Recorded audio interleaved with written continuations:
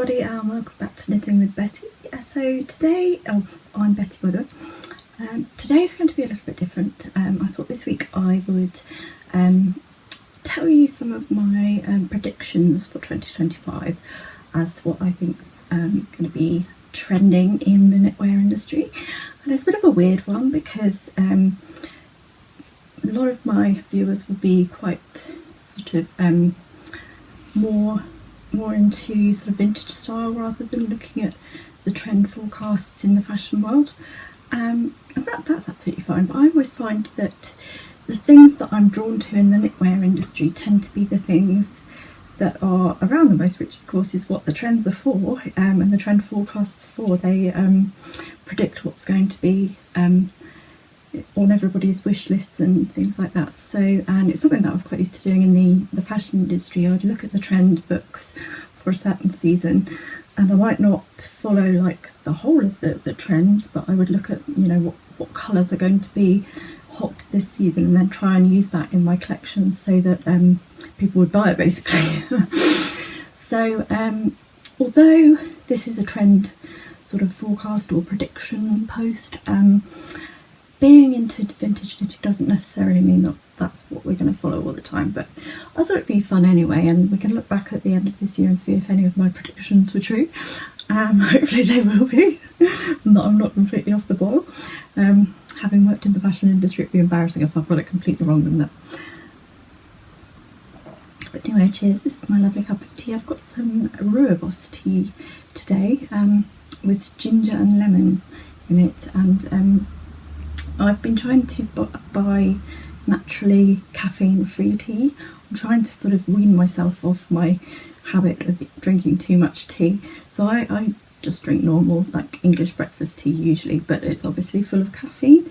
And I've sort of been given some advice that maybe I'm drinking too much tea and that I need to cut down my caffeine intake a little bit. So I'm trying new caffeine-free teas, and this one, let me grab the packet, it's called Ginger Beer, so it's from my usual tea supplier, and it is rooibos, ginger, lime leaves, lemon peel, calendula petals, I don't really know what that is, and natural flavouring.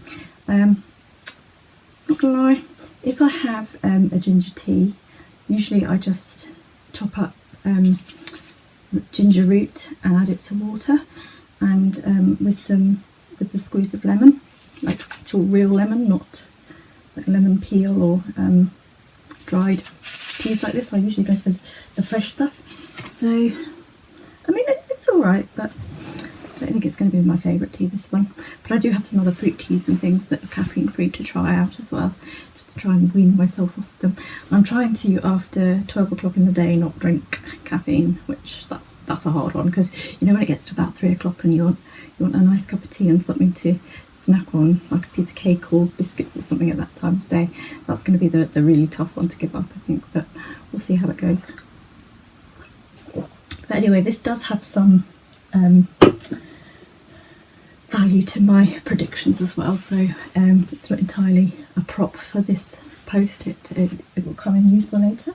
So the first prediction of mine is the concept of cozy knits, or as I think is it the Danish that said that, or is it the Norwegians that have hygge, whatever that trend was a few years ago.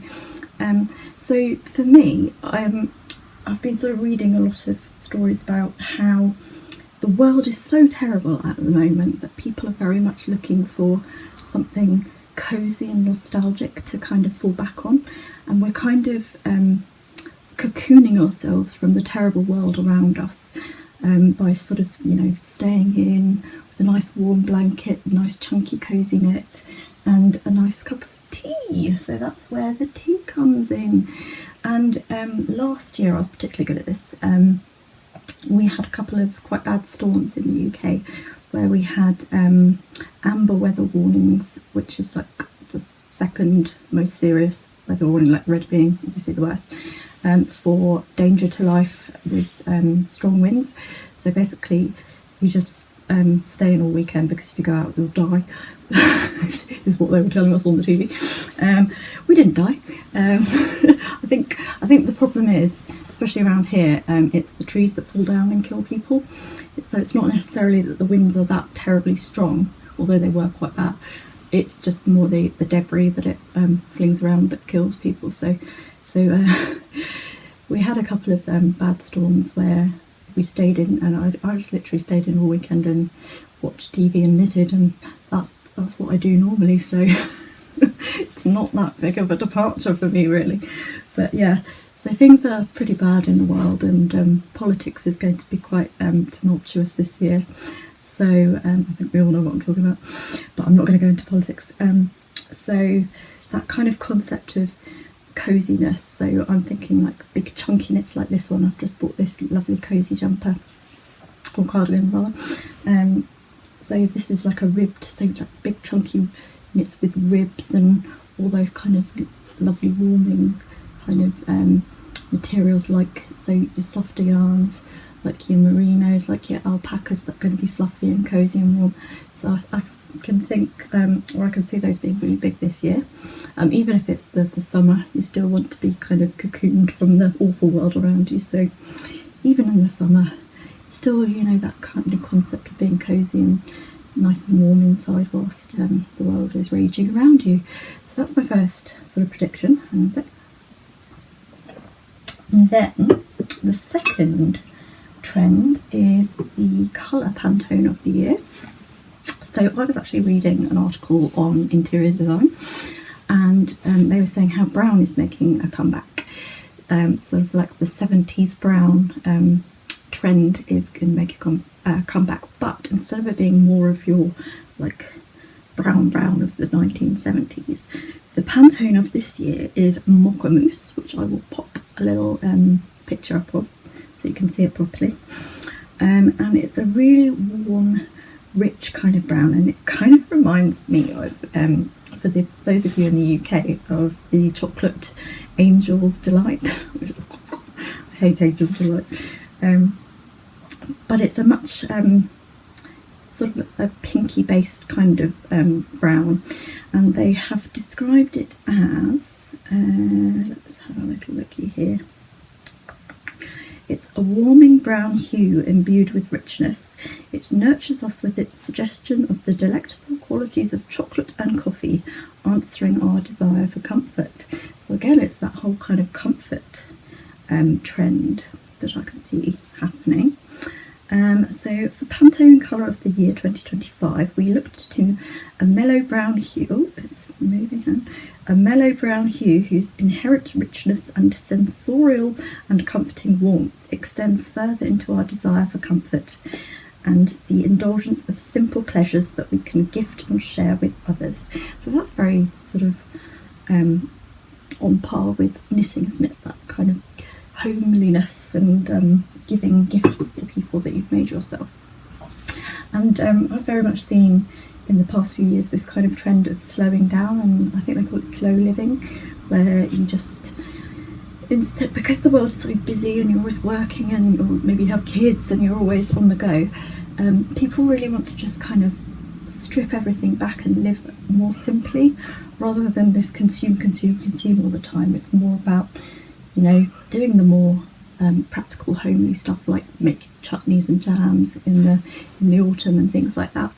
So and that very much speaks to me as well. I love doing like preserving, and in the spring I'll like make elderflower cordial and things like that. So that's the colour. And for me, I don't think I use brown that much. Actually, I've got this is the closest brown that I have to Mocha Mousse, which was my Gutchpool Farm Shetland wool. What colour is this? I don't have colour names, but it was very much this colour, the Pantone colour, or that's the nearest that I have.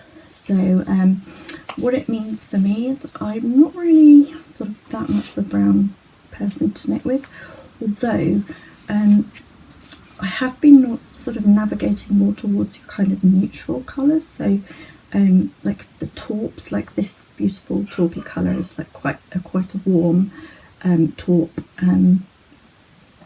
So thinking more of like your oatmeal-y kind of colours, and they're very good for introducing a sort of a toning down effect, so you put like much brighter colours with it, and it just calms it down a bit. So on my latest knit, which I will show you in the next episode, I've used sort of a neutral colour around the ribbing, just to, also because I had to kind of stretch my yarn a little bit further, so doing a different colour for the ribbing stretches it a little bit more. But yeah, it really, I was actually undecided about whether to use it completely for the bodywork of the cardigan as well, but I used a cream instead. But I just wanted to use that warmer kind of oatmeal-y neutral colour on the ribbing, just because it was such a beautiful colour. Also, it tones it down a bit. I think if I'd had a cream ribbing as well, it would be quite stark. So this has warmed it up a lot more. So I'll show you that next time. And then my final prediction for 2025 is, and I sort of have kind of touched upon this in last year, is I reckon boucle knits are going to be a big thing.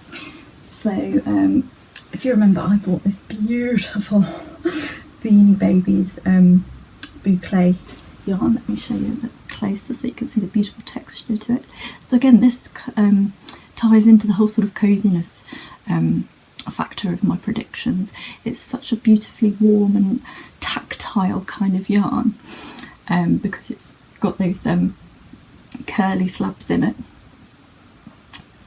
So yeah, still no idea what I'm going to do with this. I love it still, but it's just so modern, it's not going to look that good on a vintage knit.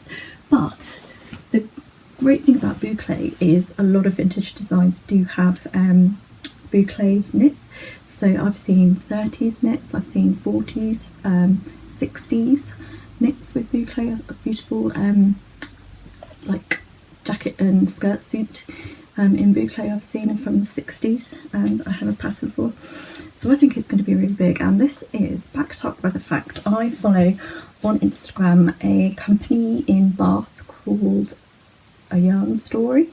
They're a yarn shop in Bath, and the lady who runs it, she's really good on social media. She often posts about sort of buying trips she's been on and what they've been buying, and she was saying recently that she's just brought in a range of boucle knits, because about 5 years ago nobody wanted boucle, nobody was asking for it. She had a small selection of boucle yarns, and they were really tough to shift, so she took them out of stock once they'd sold. She didn't order any more, but she was finding more and more people are asking for boucle knit yarn. So based on that entirely, I think, yeah, I agree with her. I think it's going to be big. I think it speaks to that gorgeous kind of cosy aspect of trends that I think are going to be big this year, and I just think they're wonderfully tactile kind of yarns, aren't they? And the colours she's got are really good as well. She's got a really wide selection of beautiful colours, so definitely go and check her out if you want some boucle yarn. And so yeah, those are my top 3 predictions for this year. I wonder if they're going to come true. If they don't come true, they are things that I'm going to be doing anyway, so I can kind of say, yeah, they're going to be true because I'm going to do them. But yeah, so maybe in the comments tell me what you think is going to be big this year, even in the vintage knitting world as well, not just sort of trends for the masses. What do you think is going to be big? Which era do you think is going to be big? I reckon with the browns, I think the 70s are going to have a little bit of a renaissance, which I'm not too mad about. I do quite like the 70s. I used to hate the 70s because of that brown era.